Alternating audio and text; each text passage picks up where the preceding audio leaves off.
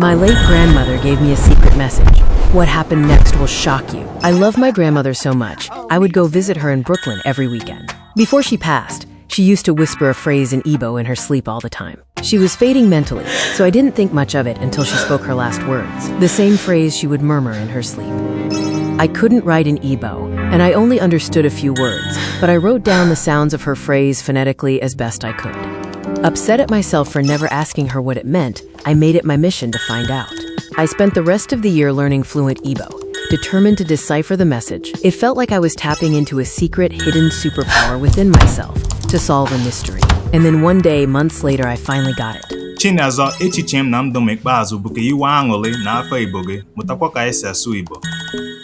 My dying wish is for you to embrace your name and learn the Igbo language. Oh my God. As I read the message, a tear fell out of my eye. Comment culture if you love your culture.